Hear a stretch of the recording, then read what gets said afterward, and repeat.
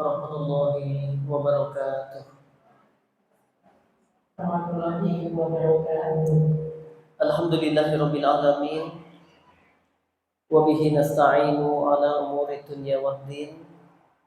Assalawatu wassalamu ala rasulil karim sayyidil mursalin imamil muttaqin wa qaidil mujahidin Muhammadin sallallahu alaihi wasallam wa ala alihi wa ashabihi ajma'in.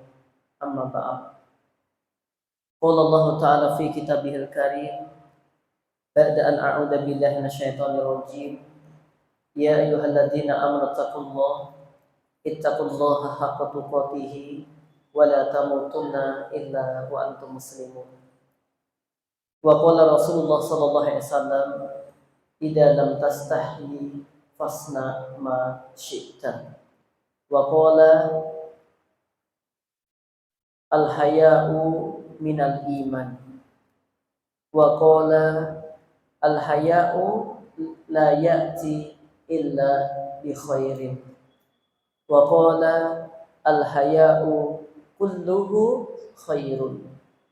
Wa qala istahyu minallahi haqqal haya'i. Jamaah yang insyaallah dimuliakan oleh Allah Ta'ala yang tergabung dalam kajian muslimah Solo Raya bertempat di Masjid Assalam. Mari senantiasa kita masjid apa? Ibadur Rahman. Ya, Ibadur Rahman ya. Di komplek Hypermarket Assalam. Bersyukur kepada Allah atas berbagai kenikmatan yang Allah karuniakan kepada kita. Salawat beriring salam kita haturkan untuk Nabi kita yang mulia Muhammad sallallahu alaihi wasallam. Sehat semuanya Bapak Ibu? Sudah makan siang? Belum. Ada yang sudah? Ya. Yang sudah makan siang atau belum gak jaminan gak ngantuk ya. Itu tergantung semangatnya. Ada yang maame tapi yang ngantukan. Gitu. Ada yang kadang-kadang lapar, katanya ngantuk, kenyang juga ngantuk. Itu bergantung semangatnya insya Allah. Nah, kajian kita di kesempatan siang hari ini akan membahas hal yang terkait dengan malu. Dan malu itu menjagamu. Maka kalau kita punya rasa malu, insya Allah ada kehidupan pada diri kita. Kalau kita walaupun hidup tapi gak punya rasa malu, sesungguhnya ada kematian sebelum kematian. Maka malulah, jangan malu-maluin. Ya. Kan kadang ingat gak kalau kita lagi jagong, kita ada teh 2. Ini tehnya kita udah habis, terus ada teh yang gak ada orangnya gitu. Kita haus banget karena jauh perjalanan. Ada jiko gitu terus diteplok sama teman kita. Randuising. Kayak gitu. Paham? Oke. Ibu-ibu, ini orang kota semua atau ada yang dari desa? Ya, dari wajahnya, iya. Nah, kalau di desa itu, misalkan simbok saya itu kan tukang adang ya. Tahu tukang adang? Bukan tukang adzan, adzan itu di masjid, adang itu di dapur. Beliau yang masak nasi. Adang.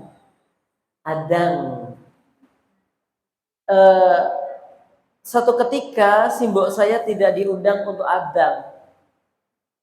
Nah, biasanya anak-anaknya orang yang rewang itu nyusul. Ada anaknya tukang sayur nyusul. Maksudnya yang masak, bagian masak gitu. Anaknya yang bagian rajang-rajang nyusul gitu. Nah, waktu itu simbok saya nggak diundang untuk adang. Saya nggak berani nyusul. Isin. Malu. Karena nanti kalau saya ke tempat orang yang punya gawe tadi jamaah, terus kemudian simbol saya nggak di situ, saya disebut apa? Ngelentak. What the meaning of ngelentak? Ngelentak is the children, anak-anaknya di tempatnya orang punya gawe, sedangkan ibunya tidak nyambut gawe. Maka ini aib bagi kami. Gak boleh mainan di tempat situ, karena kalau mainan tadi dapat makanan. Kalau dapat makanan, bawa murah neng kene lho, kok untuk panganan, wisin banget ya maaf. Ini malu.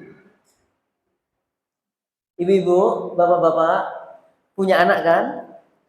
Pernah nggak pas mungkin perjalanan atau pas di hipermarket atau pas belanja atau pas mainan terus anak jenengan rewel?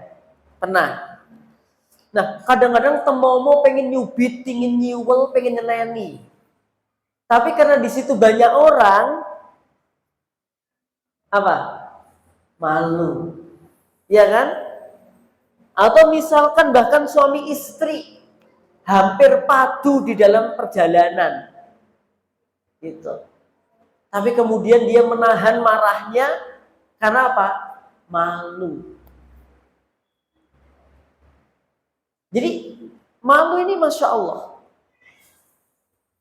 Malu itu kan jenisnya ada dua, berdasarkan sumbernya.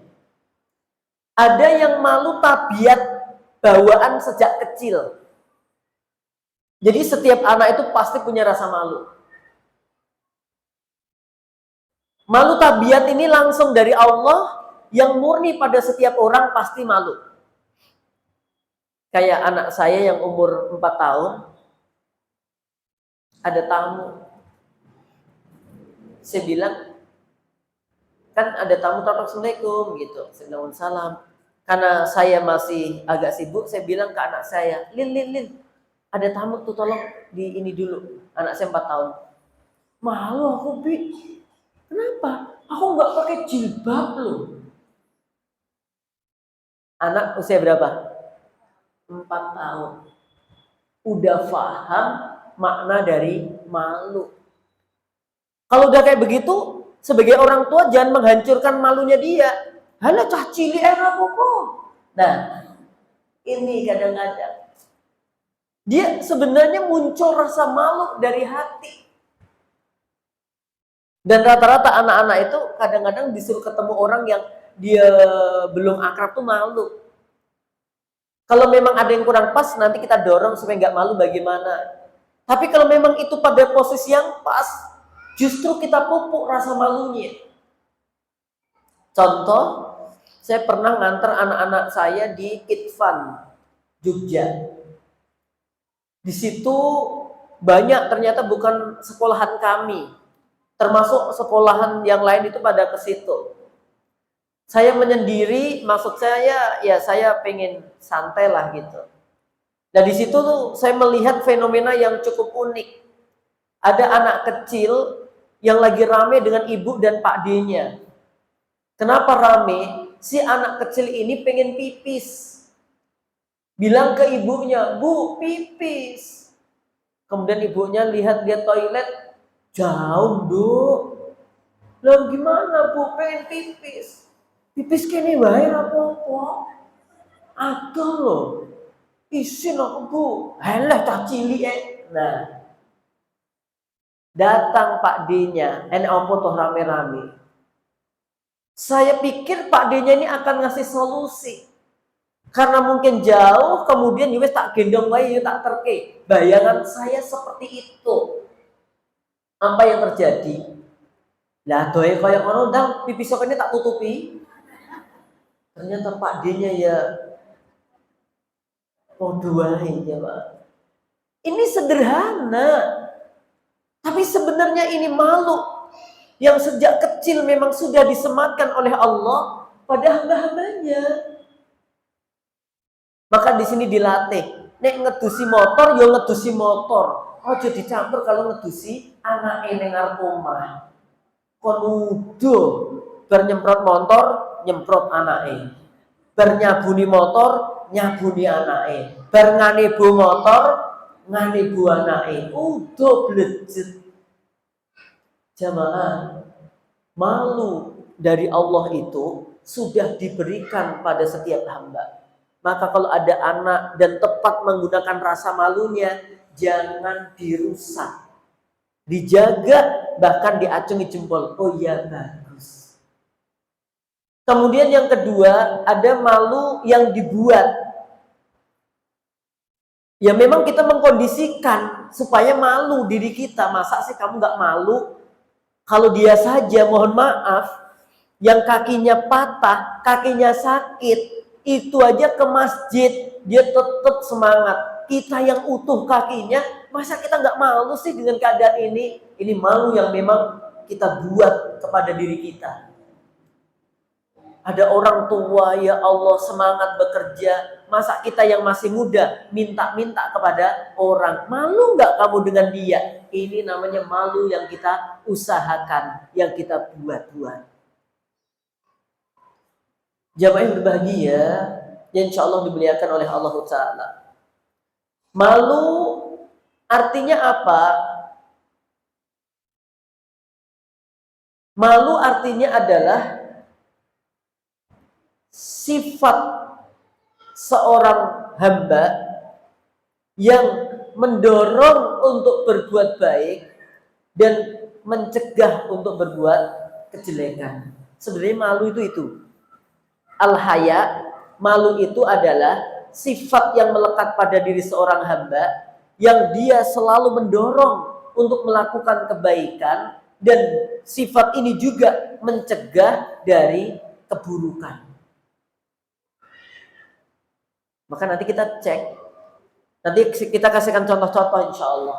Seperti apa contoh malunya? Malu dalam bahasa Arab, hayaun. Ya, hayaun atau al-haya'u. Kemudian ini diambil dari kata yang sama, sumber kata yang sama dari hayya yahya. Artinya apa? Hidup.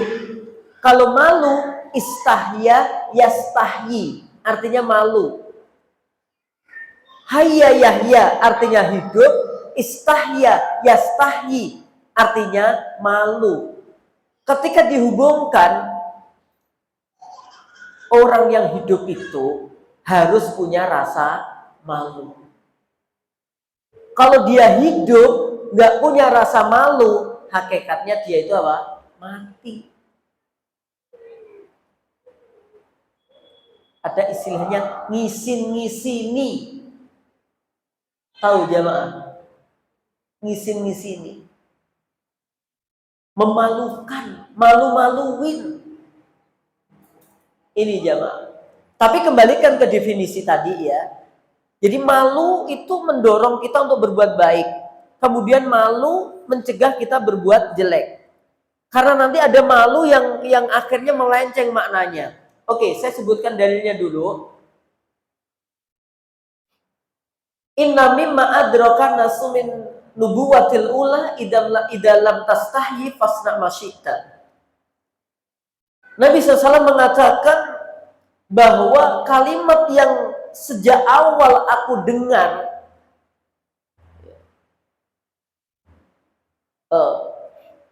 disampaikan oleh sahabat maksudnya. Kalimat yang sejak awal didengar dari diutusnya Nabi itu apa? Idalam tastahyi fasna masyikta. Jika kamu nggak punya malu, lakukan sesukamu. Kalau kamu nggak malu, lakukan sesukamu.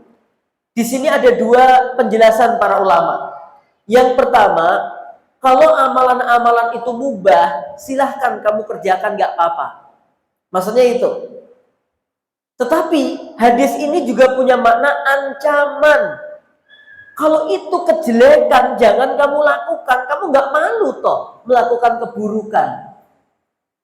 Jadi yang pertama artinya adalah hal-hal yang mubah. Kalau kamu nggak malu, silahkan dilakukan. Berarti ada amalan-amalan yang itu mubah, nggak ngandung dosa, silahkan aja untuk dilakukan. Yang kedua makna idalam tastahyi fasna masyikta, kalau kamu nggak malu lakukan, maksudnya adalah ini ancaman. Kowe raisen toh ngono kuwi. Nek raisen yo karepmu. Nah, kayak gitu loh jamaah. Nek raisen yo karepmu. Ini sebenarnya bukan menyuruh, bukan memerintah, tapi ini adalah sebuah ancaman. Ya, kalau kamu tuh sedang melakukan perkara yang nggak baik, masa kayak begitu kamu lakukan sih? Tuh, jamaah yang insya Allah dimuliakan oleh Allah Ta'ala. Dalam sebuah hadis dikatakan bahwa al-haya'u la ya'ti illa bi khairin. Sifat malu itu nggak mungkin muncul pada seorang hamba kecuali kebaikan. Hadis yang lain mengatakan al-haya'u kulluhu khairun. Malu itu semuanya adalah kebaikan. Jamaah yang berbahagia, kalau dari definisi ini, ya, dari hadis ini, sebenarnya sifat-sifat malu itu adalah baik semuanya. Cuman nanti ada orang yang beralasan malu tetapi tidak sesuai dengan makna malu. Coba definisinya malu tadi apa? Sifat yang mendorong seseorang untuk melakukan kebaikan dan mencegah keburukan. Jadi ketika dia bilang malu, jadi malu itu akan mendorong dia baik dan malu itu akan mencegah jelek. Coba nih jamaah, Mbak, gak jilbaban toh, isin aku. Padahal perempuan di luar harusnya jilbaban atau enggak? Terus ketika diajak, ayo Mbak jilbaban Mbak, aku malu. Coba, kalau dari definisinya cocok nggak dengan kalimat ini jamaah? Nggak cocok. Harusnya justru dia itu malu kalau tidak berjilbab. Paham sampai di sini? Nek udah paham ya udah kita selesai. Paham tapi kita jelaskan lagi ya. Jamaah yang berbahagia. Mbak, ayo ngaji Mbak. Mau isin aku. Tepat nggak menggunakan kata malu untuk itu? Sebenarnya nggak tepat. Mau ngaji kok isin. Masalahnya gini loh Tat. Lah kok nek ngaji, neng pengajian itu kan kok dikon monco loh Tat. Mau dikon ngrungokke ngono aku siap Ustaz. Kon monco ya. Jadi jangan berbahagia. Walaupun saya juga pernah merasakan hal seperti ini. SMP kelas 2. Siapa tahu teman saya seangkatan ada yang di sini. 2009, berarti saya SMP itu 98 ya. 98, seumuran ya kayaknya. SMP saya belum bisa baca Quran. Sampai 1, 2, 3 SMP saya belum bisa baca Quran ya. Lah memang ada perasaan, karena pada waktu itu di sekolah negeri, ya di SLTP 1 negeri. Nah di situ ketika suruh baca Quran itu yo isin gitu jamaah. Akhirnya suruh belajar gitu yo isin. Gitu. Saya pahami sekarang, oh berarti pada waktu itu bukan malu sebenarnya. Karena malu adalah sifat tabiat yang mendorong kita untuk berbuat baik dan kemudian mencegah perbuatan yang jelek. Sehingga para ulama akhirnya karena banyak kejadian seperti itu, ada penggunaan kata malu yang nggak tepat, sehingga malu dibagi menjadi 2. Ada malu yang mazmumah, malu yang tercela, dan ada yang malu mahmudah, malu yang terpuji. Ya. Akhirnya dibagi menjadi 2. Karena dalam prakteknya ternyata ada orang-orang yang menggunakan kalimat malu itu nggak sesuai. Walaupun awal dalilnya adalah al-haya'u kulluhu khair. Malu itu semuanya baik.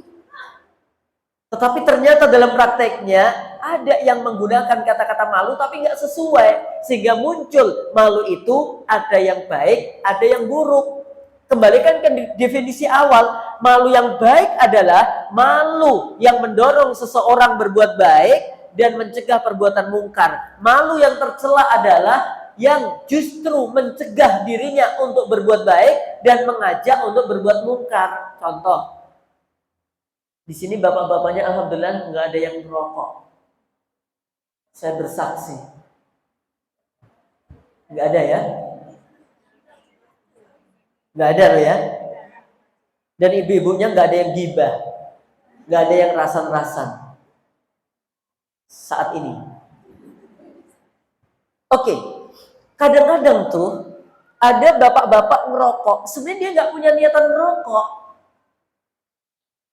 Kenapa dia ngerokok? Karena dia malu.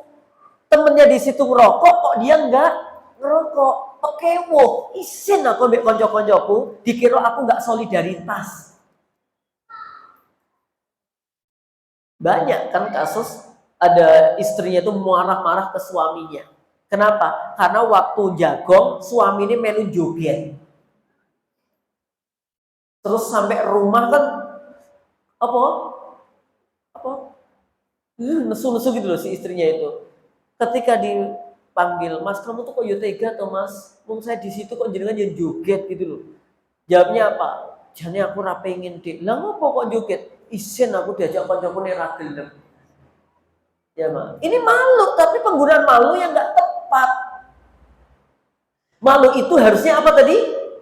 Mendorong untuk berbuat baik, mencegah perbuatan jelek. Lah ini malu kemudian coba aja deh sekarang anak-anak kasus merokok.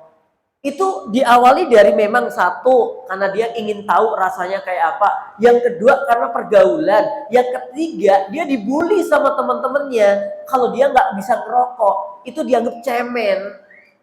Itu dianggap nggak gaul. Sehingga dia malu. Ini malu-malu yang tercela kayak gitu. Contoh lagi, ada orang, dia itu sebenarnya punya motor yang layak untuk dipakai. Tapi ketika jagong, dia nanti kan ketemu teman-temannya. Dia malu isin nek nggawa motor sing elek. Nyilih tonggone atau nyewa. Dalam rangka apa? Untuk menutup rasa malunya. Ini nggak begitu di dalam Islam, jemaah. Jamaah yang berbahagia, yang insya Allah dimuliakan oleh Allah Ta'ala. Kembali kita ke hadis-hadis yang telah kita bacakan sebagian tadi. Maka idalam tastahi fasna masyikta. Kalau kamu nggak punya rasa malu, kerjakan sesukamu. Ini berarti ancaman. Kita disuruh ngecek, melihat kira-kira yang mau kita lakukan itu baik atau buruk. Sedangkan dosa itu kan ada indikatornya. Nabi Muhammad SAW menjelaskan, al-ismu, dosa itu mahaka fi nafsika. Apa yang membuat tidak tenang di dalam hatimu. Wa karihta ayat toli'an alihin nas, yang kamu malu kalau orang lain ngerti. Tuh, indikator dosa itu kayak gitu jamaah. Kalau dikerjakan, di hati nggak tenang. Dikerjakan, di pikiran nggak nyaman. Dan kamu malu ketahuan orang lain. Ini dosa. Dosa itu ada kaitannya dengan malu. Jamaah berbahagia yang insya Allah dimuliakan oleh Allah Ta'ala. Maka ya kalimat-kalimat yang di masyarakat tuh kayak gitu. Kalau sampai orang duisin, gitu. Orang duisin, apa orang duisin maksudnya? Nggak punya rasa malu. Jangan pernah lihat ada koruptor yang miliat-miliatan kayak gitu tuh. Itu berbeda dengan kasus-kasus yang ketika ditangkap ya, gara-gara dia nyuri mangga, nyuri ayam, itu menunduk gini jamaah. Malu banget gitu. Tapi ketika dia koruptor, ditangkap, apa dia? Dada. Hai. Iya. Pede banget gitu loh jamaah. Nggak punya rasa malu. Bahkan saya pernah baca ada yang diwawancara itu unik banget. Kamu dituduh, kamu di sidang gara-gara kamu korupsi, anggap aja misalkan 100 juta. Oh itu fitnah itu. Saya tidak melakukan korupsi 100 juta. Yang benar 500 juta. Ya, kalau 100 juta itu fitnah. Karena saya nggak 100 juta. Nah yang benar berapa? 500. Lebih banyak lagi ya, Pak. Maka kalau kita mau melakukan kemaksiatan, pasti hati akan berontak. Gak izin toh. Gitu jamaah. Kamu gak malu toh. Kalau dia hatinya baik, fisiknya ikut, akhirnya dia izin aku, gak gitu. Tapi kalau dia keimanannya turun, dia kalah dengan nafsunya, dia hiraukan kemaksiatan-kemaksiatan yang ada dan dia kerjakan dengan senang hati. Jamaah yang berbahagia, yang insya Allah dimuliakan oleh Allah Ta'ala. Kita akan lihat contohnya. Ada di dalam sebuah hadis bab tentang kesabaran. Ini sering banget saya sampaikan untuk menjadi pengingat bagi kita. Ada seorang sahabat yang menyampaikan kisah seorang wanita yang hitam dan dia dijamin masuk surga.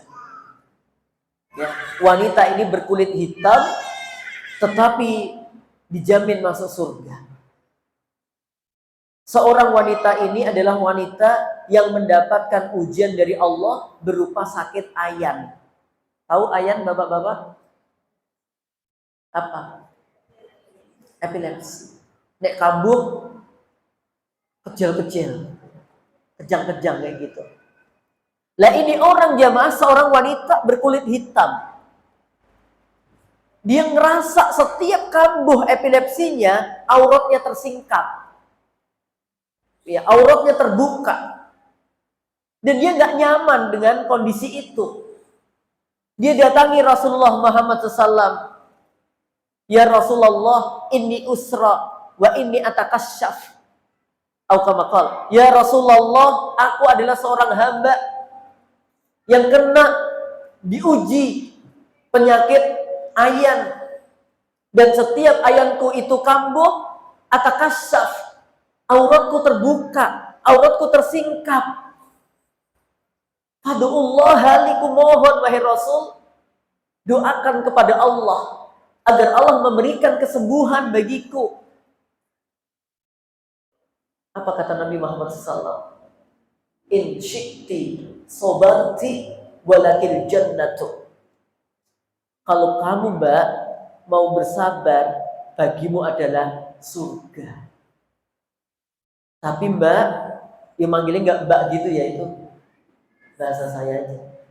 Kalau engkau pengen aku doakan agar Allah menyembuhkan, aku doakan. Apa kata wanita tadi? Ketika mendapatkan jawaban itu, dia langsung memilih, asbir ya Rasulullah. Aku milih tetap bersabar wahai Rasulullah, sekalipun penyakit ayan itu menimpaku. Gak apa-apa wahai Rasul. Demi apa? Mendapatkan surga. Tapi coba kalimat berikutnya. Tetapi ya Rasulullah, inni atakasyaf. Wahai Rasulullah, tapi waktu penyakitku kambuh, auratku tersingkap. Ku mohon doakan begini aja. Tetap aku mendapatkan ujian epilepsi, gak apa-apa wahai Nabi. Gak apa-apa. Tapi tolong doakan ketika epilepsiku kambuh agar auratku tidak tersingkap. Tabarakar Rahman ya Ma. Coba ini orang yang epilepsi saja masih memperhatikan apa? Auratnya. Lah iki lho wong-wong iki mlaku jane ya gak epilepsi. Tapi bukan auratnya tersingkap, tapi disingkapkan. Ini yang sakit epilepsi aja, dia perhatian dengan auratnya. Terus saya kadang mikir, iki jenis sing epilepsi sing di toh yo. Jamaah insyaallah dimuliakan oleh Allah Subhanahu wa taala. Kita juga melihat bagaimana kisahnya Nabi Musa. Seingat saya ya, saya pernah baca tarikhnya, mudah-mudahan tidak salah. Ketika ada seorang wanita, putranya Nabi Nabi Syu'aib, disuruh menemui Nabi Musa. Jadi Nabi Musa kala itu sedang dikejar oleh orang-orang Kipti, karena Nabi Musa ini kan dari golongan Bani Israel di Mesir itu awal-awal di zamannya Nabi Yusuf itu mulia. Ya, orang-orang Bani Israel di zamannya Nabi Yusuf, ya setelah Yusuf diangkat menjadi bendahara gubernur, itu mulia banget. Bahkan Nabi Yusuf memerintahkan anggota keluarganya datang ke Mesir, iya kan? Yang tempat-tempat yang jauh-jauh dikumpulkan di situ dan terus berkembang dan seterusnya. Masya Allah, banyak orang-orang Bani Israel berada di Mesir.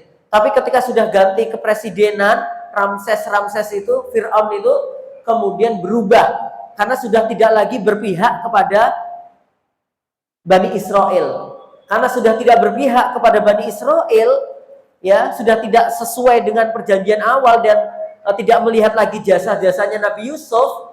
Akhirnya apa? Orang-orang Bani Israel dijadikan budak, disiksa. Nah, ketika itu terjadilah masalah antara orang Kipti dan orang Bani Israel, dan tentu saja Nabi Musa itu membantu Bani Israel karena masih keluarganya. Singkat cerita, ya matilah orang Kipti ini dengan izin Allah melalui tamparan Nabi Musa. Ketika mau kejadian kedua kali, Nabi Musa dilaporkan dan Nabi Musa lari.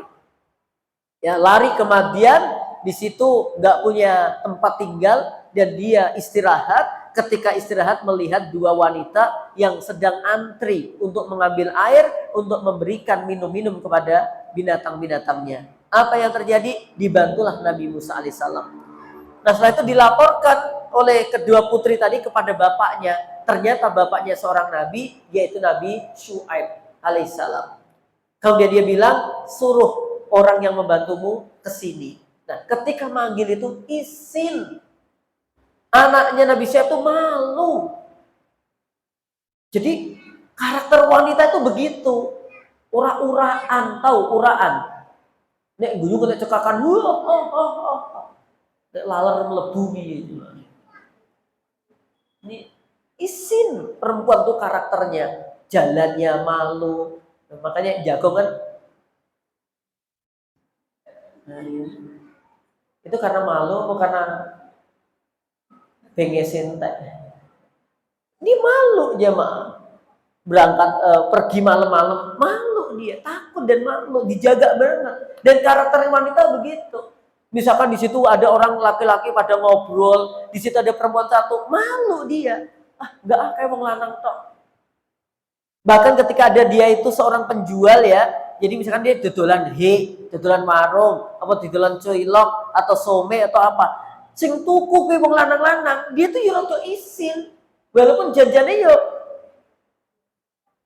duit, maksudnya itu ya tuku, ada orang, tapi dia malu. Kalau gak isin ya wis terserah ora apa-apa. Tapi dia malu, ada karakter dasarnya wanita itu kayak begitu jamaah. Suruh manggil orang laki-laki malu dia. Nih jamaah, saya punya kejadian. Di Solo Baru, Joyotakan daerah situ. Ada seorang ibu-ibu bercadar dengan dua anaknya perempuan bercadar. Saya saat itu berada di lokasi. Ngelihat ibu itu sepeda motor dituntun dari jauh banget. Ya, sama dua anaknya. Lah sampai di Tanggul, ibu itu kayaknya kecapean, kelelahan. Dan goglek motor tuh nggak bisa-bisa. Saya berharap ada orang yang nolong. Tapi nggak ada yang nolong satupun. Maksudku ya apa perempuan atau siapa gitu lah. Nggak ada yang nolong. Saya sendiri bingung mau nolong nanti gimana gitu. Ya udah tak beranikan diri, ya toh saya datangi itu ibu gitu. Mohon maaf ibu, ada yang bisa kami bantu bu? Oh, kemudian dia malu banget. Oh masya Allah, saya bilang, oh ini benar-benar wanita pemalu. Nggak apa-apa kok. Gitu. Tapi saya tahu tadi ibu dorong dari sana. Iya. Kenapa? Gitu. Dia bilang, nggak tahu. Tadi motor saya itu bisa, padahal saya mau ada acara. Bensinnya habis kali ibu. Saya bilang gitu. Enggak pak, enggak. Bensinnya nggak habis. Gitu. Terus kemudian saya coba businya. Totok men aku yo iso ngono ae. Jadi rapate iso. habis kadung teko gitu. Tak utek-utek gitu, tak starter, tak nggak bisa. Pura-pura meyakinkan, jangan-jangan bensinnya habis Bu. Enggak Pak. Gitu. Ya Allah, akhirnya ya untuk meyakinkan tak ceki ora nek bensin nih jemaah. Astagfirullah. Bu, mohon maaf coba diambilkan bensin, mau dibelikan yang sebelah itu. Diisi blub bisa, kemudian agak lama bisa. Loh Bu, bensinnya habis. Loh padahal 3 hari yang lalu udah aku isi loh Pak. Aduh, 3 hari yang lalu. Tapi saya lihat karakternya dia malu, yakin. Oh banget nggak mau, kayaknya tuh hampir nggak mau saya tolong gitu sebenarnya. Dia yang berbahagia. Nabi Musa juga ketika didatangi itu malu banget dia. Apa yang terjadi jamaah? Nabi Musa pun ternyata juga malu banget. Maksudnya punya rasa malu yang luar biasa. Anaknya Nabi Su'aib jalan di depan. Karena memang dia yang tahu alamatnya. Apa kata beliau? Biar aku yang di depan saja. Jenengan yang di belakang. Coba. Malu juga Nabi Musa. Kalau berjalan di belakang siapa? Perempuan. Akhirnya Nabi Musa yang di depan. Kalau mau belok kasih arahan aja, kanan kiri gitu aja. Dan ini pernah saya praktekkan ketika saya mondok di Jakarta, jemaah. Saya ke Cimanggis nyari teman saya namanya Herman. Ke rumahnya ketemu adik perempuannya. Kemudian saya tanya, Bang Herman di mana? Oh dia Mas, Bang lagi di pondok yang satunya. Oke. Daerah mana? Sana. Ibunya bilang, antarkan Dok. Itu temannya nggak ngerti. Akhirnya diantarkan sama adiknya Herman ini. Dia depan. Saya pengen meraktekkan ajaran Nabi Musa. Mbak. Saya di depan, jenengan di belakang ya. Iya Mas. Nanti kalau belok kanan mana alamatnya tolong disampaikan. Iya Mas. Jalan sampai berkilo-kilo jamaah, nggak ada aba-aba blas.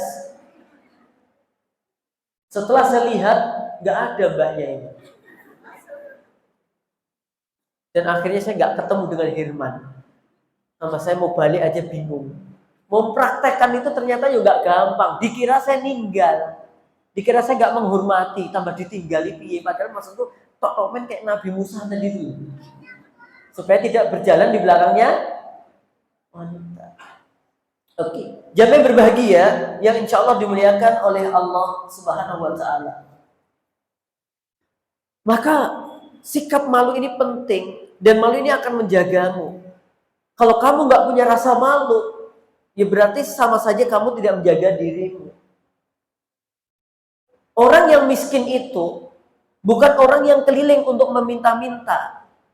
Orang miskin adalah orang yang dia menjaga izahnya, tetap ada rasa malu, dan dia tetap berada di rumahnya sekalipun kebutuhannya sangat banyak kekurangannya. Berbeda dengan orang yang keliling-keliling untuk minta-minta itu, jamaah. Jamaah berbahagia yang insya Allah dimuliakan oleh Allah Subhanahu wa Ta'ala. Kemudian Nabi Muhammad SAW dalam sebuah hadis riwayat Imam Ahmad, beliau bersabda kepada para sahabat, istahyu minallahi haqqal haya'i. Malulah kalian kepada Allah dengan sebenar-benar malu. Kata Nabi Muhammad SAW kepada para sahabat. Setelah itu para sahabat menjawab, qalu alhamdulillah nahnu nastahyi ya Rasulullah. Alhamdulillah wahai Nabi, kami sudah malu. Qala, Nabi bersabda, laisa dzaka, bukan itu yang kumaksud. Manistahya, barang siapa yang malu, minallahi, dari Allah, haqqal haya'i, dengan sebenar-benar malu, ada 4 hal. Orang yang malu kepada Allah dengan sebenar-benar malu ada 4 hal.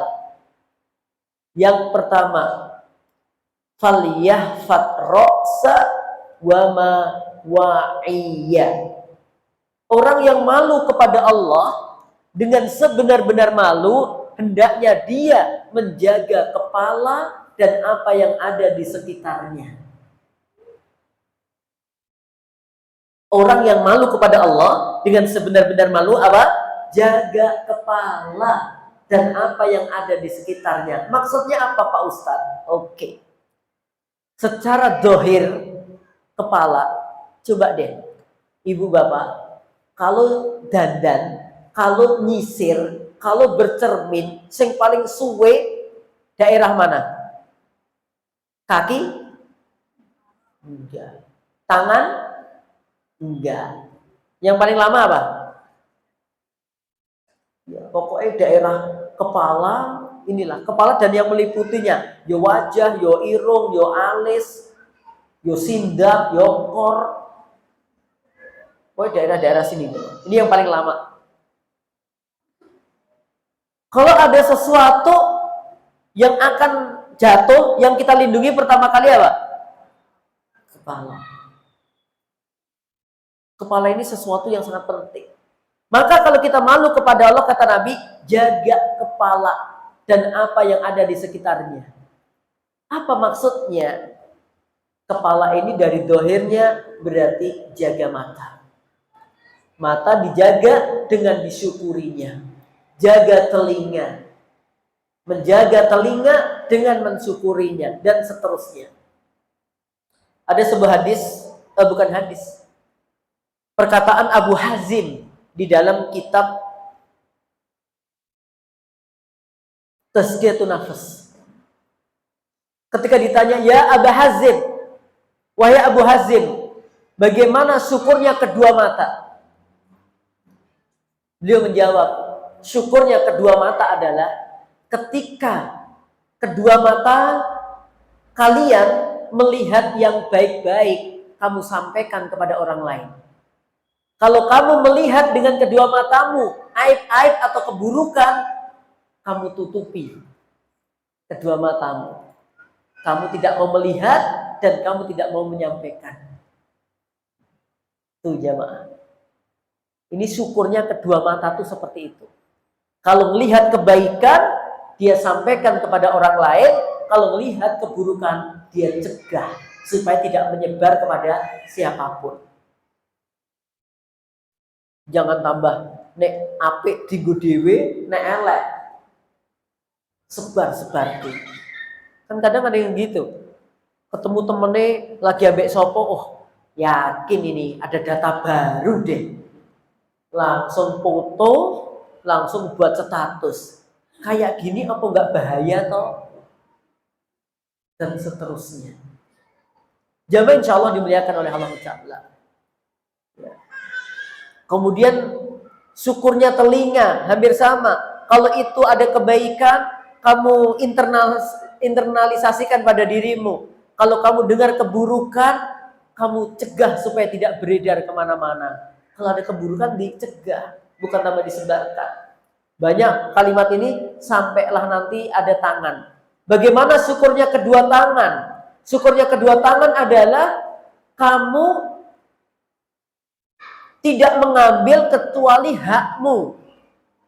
Dan kamu wajib memberikan kalau itu kewajibanmu. Maksudnya adalah kalau ada HP ceblok, dompet ceblok, ada emas-emasan ceblok, itu tangan kita tidak untuk mengambilnya. Apalagi untuk memilikinya. Kalau ngambil untuk menyelamatkannya, itu tidak masalah. Kemudian dicarikan siapa pemiliknya. Yang kedua, kalau kamu sudah waktunya zakat, kamu harus berzakat. Ini syukurnya kedua tangan.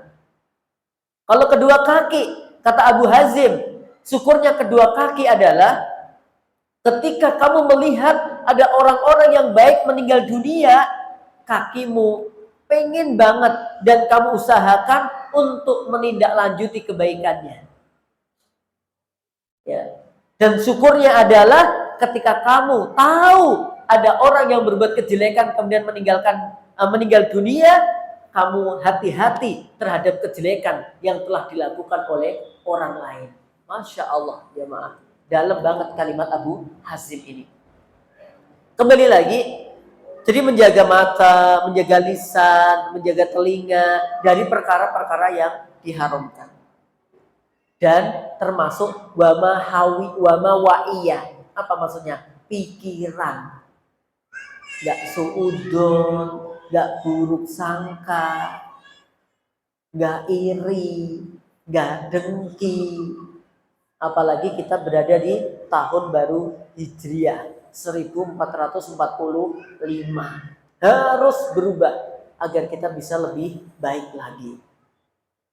Yang kedua, kalau kamu malu kepada Allah dengan sebenar-benar malu, falyahfat batona wa mahawiya. Hendaknya kamu menjaga perutmu dan apa yang ada di sekitarnya. Ingat, pangkal kerusakan itu ada pada perut dan di bawah perut. Tuh. Dua hal yang banyak memasukkan ke neraka selain mulut ya dan kemaluan, ya sumbernya perut dan apa yang ada di bawah perut. Orang kalau perutnya sudah dipenuhi dengan hal-hal yang haram, maka apa yang di bawah perut juga akan mencari penyaluran juga yang haram. Maka harus hati-hati. Selektif terhadap makanan-makanan yang masuk ke dalam tubuh kita. Bukan hanya zatnya saja, tapi juga sumbernya dari mana. Termasuk yang menghalangi doanya seorang hamba itu apa? Makanan yang haram dan dikenyangkan dari sesuatu yang haram. Maka ada seorang yang sudah perjalanan, ya summa dzakara rajula yutilas safara. Nabi Muhammad SAW pernah menyebutkan seorang laki-laki yang secara tanda-tanda harusnya dikabulkan doanya. Satu, dia melakukan perjalanan, berarti seorang musafir. Musafir kan doanya mustajab. Yang kedua, dia orang yang kumel, berdebu. Ini juga mengundang sayangnya Allah. Tiga, wa yamuddu yadaihi ilas sama. Dia menengadahkan kedua tangannya ke langit. Yang keempat, dia berbicara menyebut rububiyahnya Allah. Ya Rabbi, ya Rabbi. Ini sebenarnya 4 tanda ini harusnya dikabulkan oleh Allah doanya. Musafir, orang yang capek ya karena perjalanan, orang yang menengadahkan kedua tangannya ke langit. Allah tuh malu banget kalau ada seorang hamba berdoa dengan menengadahkan kedua tangannya di langit, kok sampai turun tangannya belum dikabulkan. Allah malu banget. Allah nggak enak banget, maksudnya pengen mengabulkan gitu. Yang keempat, dia baca ya Allah, ya Allah. Kok sampai nggak dikabulkan? Itu nggak mungkin gitu loh. Tapi kenapa jamaah? Kok nggak dikabulkan? Wa ma ta'amuhu haram. Karena makanannya haram. Wa mashrabuhu haram. Yang diminum juga haram. Wa malbasuhu haram. Dan pakaiannya juga haram. Wa gudiya bil haram. Dan perutnya dikenyangkan dari perkara-perkara yang haram. Fa'anna yustajabulah. Bagaimana mungkin doanya dikabulkan? Maka harus dicek lagi jemaah. Kita harus hati-hati. Ya, tentang perut, selain halal haramnya, ya tentu kita juga perhatian terhadap kesehatannya. Ada pakar kesehatan mengatakan awal sumber ya sakitnya manusia itu berawal dari urusan perut. Maka kalau pas mau makan berdoa, selain yang halal-halal berdoa. Terus nanti ada kaitannya ketika ke kamar mandi dia atau ke toilet juga harus berdoa. Kenapa? Karena perut ini juga menjadi sasaran target dari setan jin untuk menggoda manusia. Maka kadang-kadang banyak orang yang diruqyah itu ya banyak seliweran pengganggunya itu di perutnya. Jamaah yang insya Allah dimuliakan oleh Allah Ta'ala. Udah keberapa tadi?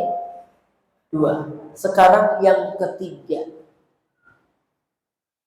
Barang siapa yang malu kepada Allah dengan sebenar-benar malu, maka falyadhkuril mauta wal bala. Hendaknya dia sering-sering mengingat kematian dan kefanaan dunia. Ya, sering-sering mengingat adanya kematian dan dunia ini fana. Kullu man 'alaiha fan wa yabqa wajhu rabbika dzul jalali wal ikram. Fa bi ayyi ala'i rabbikuma tukadziban. Jadi semua yang ada di muka bumi ini kullu man 'alaiha fan, bakal sirna semuanya kecuali wajahnya Allah yang maha mulia. Ini kadang-kadang kita perlu ingat gitu loh jamaah. Oh yo, aku wis tuwek yo. Oh emang. Lama-lama kita ini tua jamaah. Gak sadar kadang-kadang. Ingat ya, suatu saat kita akan meninggal dunia. Maka perbanyak bekal kebaikan. Kalau kita nanti begitu, kita akan malu gitu ya. Akan tumbuh rasa malu. Malu masuk wis tuwek-tuwek, yo gak tuwek-tuwek sih, maksudnya yo wis umur sakmene masuk aku arep kayak gini-gini, malu jamaah. Aku tuh tadi malam bilang ke anak-anak, kok masih mainan HP toh? Lah ini kan cuma lihat gini, Bi. Udah ditaruh. Ya, Bi. Habis itu saya buka WA, ngecek jadwal-jadwal. Lah, Bi, ayo juga lihat WA no.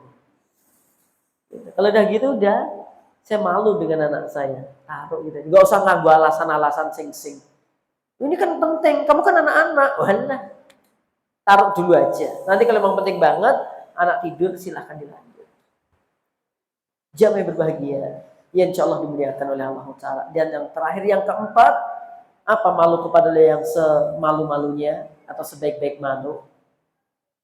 Hendaknya dia falyatruki zinatat dunya, meninggalkan gemerlapnya kehidupan dunia. Bukan berarti kita nggak boleh kaya, nggak boleh sugih, nggak boleh pakai baju bagus, boleh. Innallaha jamil wa yuhibbul jamal. Allah itu zat yang maha indah dan mencintai keindahan. Pakai mobil bagus boleh nggak? Boleh. Ya. Pakai sandal bagus boleh nggak? Boleh. Pakai tas Hermes boleh nggak? Hermes apa Hermes? Ya. Boleh, nggak apa-apa. Tapi maksudnya adalah tujuan hidup kita bukan yang glamor-glamor. Bukan dunia diletakkan di dalam hati kita. Jadi kalau kehilangan sandal itu getone itu bukan terus kayak kehilangan apa gitu loh jamaah. Kehilangan helm, ya wajar, ya tetap sedih ya. Tapi tidak kemudian membuat dia larut, ya Allah, ngapa wis saiki enggak ngaji? Sebulan ra ngaji ngopo? Helmku hilang. Allahu Akbar jamaah. Mau guru-guru helm hilangnya ra iso turu. Itu dunia. Ya tetap kita hati-hati, tetap kita cari, kita beli, tapi tidak berada di hati gitu loh jamaah. Tapi mbosok ora tahajud biasa. Mbosok enggak qobliyah salat subuh biasa. Enggak salat duhur tepat waktu biasa. Kehilangan helm kayak kehilangan dunia dan seisinya. Padahal kehilangan 2 rakaat sebelum subuh itu dunia yang seisinya itu. Makanya kalau para sahabat kayak Abdullah bin Umar gitu ya, dia misalkan malamnya nggak tahajud gitu, langsung dia melakukan yang namanya mu'aqobah. Dia hukum dirinya besoknya mulai ba'da isya sampai menjelang subuh dia sholat malam. Gitu. Ada seorang sahabat gara-gara ngurusi kebun kurmanya, dia telat sholat asar, habis itu hasilnya diwakafkan. Tuh gimana? Seorang suami gara-gara godain istrinya, telat sholat maghrib, istrinya dinasihati. Oke, jamaah berbahagia ya. Jadi, ayo kita tumbuhkan rasa malu pada diri kita. Malu lah kalau kita ini udah dikasih nikmat Allah banyak banget, kok masih males-males sholat gitu. Malu lah kalau kemudian kita sudah ngaji, kemudian belum memperbaiki akhlak kita. Harusnya kita udah ngaji begini, akhlaknya semakin baik. Karena di antara samratul ilmi, buahnya ilmu adalah akhlakul karimah, akhlak yang mulia. Itu jamaah yang berbahagia. Ya malulah kita udah usia begini kalau masih seng-seng belum fokus ibadah. Kata ulama, kalau orang tuh usianya udah 60 kok belum fokus ibadah kepada Allah, hati-hati. Ada sebagian perkataan, kalau kamu sudah berada di usia 40 kok masih serong kanan kiri, belum jejak, hati-hati. Ini udah ada yang usianya 40 udah ada. Bapak-bapak 25. Pokoknya wis 40 ke atas wis kudu jejeg lempeng. Jangan sing-sing neko-neko. Wis gak usah sing macem-macem. Wis pokoknya iki apik lakoni. Sing nek kanca-kanca ngajak sing ora genah-genah wis. Maaf, wis lewat masa-masaku wis dhisik kuwi. Sekarang aku waktunya tobat, waktunya berbuat baik. Itu aja. Oke. Jamaah berbahagia, ya insya Allah dimuliakan oleh Allah Ta'ala. Ya, kontrak saya sampai jam 2. Jika ada pertanyaan, silakan. Sudah saya katakan kesalahan saya atas waktu dan ilmunya yang saya katakan untuk kita semua. Baik ibu-ibu dan bapak-bapak.